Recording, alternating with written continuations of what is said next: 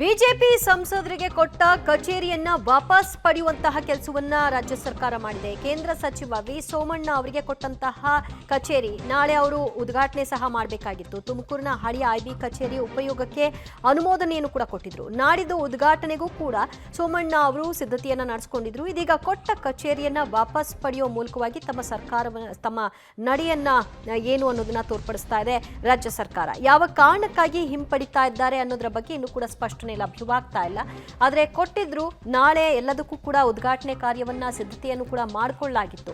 ತುಮಕೂರಿನ ಐಬಿ ಕಚೇರಿ ಉದ್ಘಾಟನೆಗೆ ಸಿದ್ಧತೆ ಮಾಡಿಕೊಂಡಂತಹ ವಿ ಸೋಮಣ್ಣ ಅವರಿಗೆ ಬೇಸರವನ್ನ ತರಿಸಿದೆ ರಾಜ್ಯ ಸರ್ಕಾರದ ಈ ನಡೆ.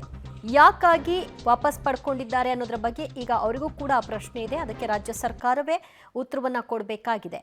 ಕಚೇರಿ ಉಪಯೋಗಕ್ಕೆ ಅನುಮೋದನೆ ಕೊಟ್ಟು ಈಗ ಕಿತ್ಕೊಳ್ಳುವಂತಹ ಕೆಲಸವನ್ನ ರಾಜ್ಯ ಸರ್ಕಾರ ಮಾಡಿದ್ದಾದ್ರೂ ಯಾಕೆ?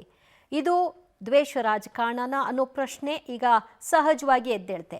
ಬಿಜೆಪಿ ಸಂಸದರೊಬ್ಬರಿಗೆ ಕೊಟ್ಟಂತಹ ಕಚೇರಿ ತುಮಕೂರಿನ ಐಬಿ ಕಚೇರಿಯನ್ನ ಈಗ ಹಿಂಪಡೆದಿದೆ ರಾಜ್ಯ ಸರ್ಕಾರ.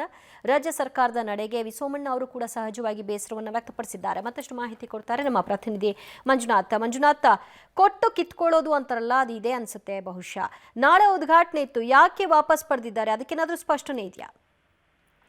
ಇಲ್ಲ, ಸ್ಪಷ್ಟನೆ ಯಾವುದೇ ರೀತಿಯಾಗಿ ರಾಜ್ಯ ಸರ್ಕಾರ ಏನು ಕಾರಣಕ್ಕೆ ಅವರಿಗೆ ಕೊಟ್ಟಿರುವಂತಹ ಕಚೇರಿಯನ್ನ ಪರ್ಮಿಷನ್ ಅನ್ನ ವಾಪಸ್ ತಗೋತೀವಿ ಅನ್ನೋದಕ್ಕೆ ಯಾವುದೇ ರೀತಿಯ ಕಾರಣವನ್ನ ಏನು ಸರ್ಕಾರ ಕೊಟ್ಟಿಲ್ಲ. ಸರ್ಕಾರದ ಕಾರ್ಯದರ್ಶಿಗಳು ಯಾವುದೇ ಕಾರಣವನ್ನು ಕೊಟ್ಟಿಲ್ಲ. ಇಷ್ಟಂತೆ ಉಲ್ಲೇಖಿಸಿದ್ದಾರೆ.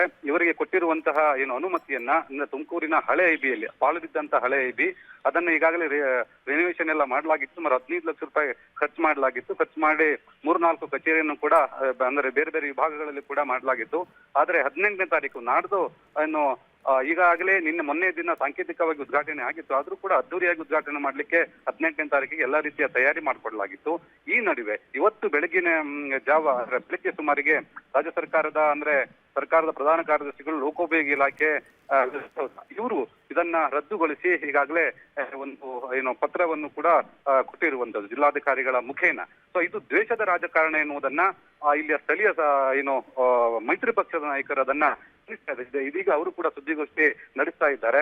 ಮೈತ್ರಿ ಅಂದ್ರೆ ಜೆಡಿಎಲ್ಪಿ ನಾಯಕರಾದಂತಹ ಸುರೇಶ್ ಬಾಬು ಅವರು ಮತ್ತೆ ಬಿಜೆಪಿ ಶಾಸಕರಾದಂತಹ ಜ್ಯೋತಿ ಗಣೇಶ್ ಮತ್ತೆ ಗ್ರಾಮಾಂತರ ಶಾಸಕರಾದಂತಹ ಸುರೇಶ್ ಗೌಡ್ರು ಕೂಡ ಈ ಸುದ್ದಿಗೋಷ್ಠಿಯಲ್ಲಿ ಇದ್ದಾರೆ. ಇದು ಸ್ಪಷ್ಟವಾಗಿ ಕಾಣುತ್ತೆ. ಕೇಂದ್ರ ಸಚಿವರಾದ ಬಳಿಕ ವಿ ಸೋಮಣ್ಣ ಅವರು ಅಭಿವೃದ್ಧಿ ಕೆಲಸದತ್ತ ಗಮನ ಹರಿಸ್ತಾ ಇದ್ದಾರೆ. ಹಲವಾರು ಯೋಜನೆಗಳನ್ನು ಈಗಾಗಲೇ ಘೋಷಣೆ ಮಾಡಿದ್ದಾರೆ ಮತ್ತು ಅನುಮೋದನೆಯನ್ನು ಕೂಡ ಪಡೆದಿದ್ದಾರೆ.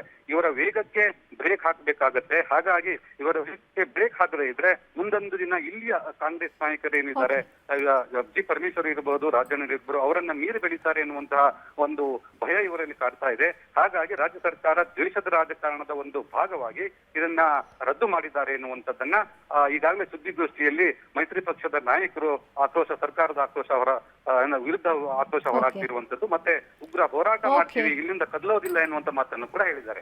ಥ್ಯಾಂಕ್ ಯು ಮಂಜುನಾಥ್ ನಿಮ್ಮೆಲ್ಲ ಮಾಹಿತಿಗೆ.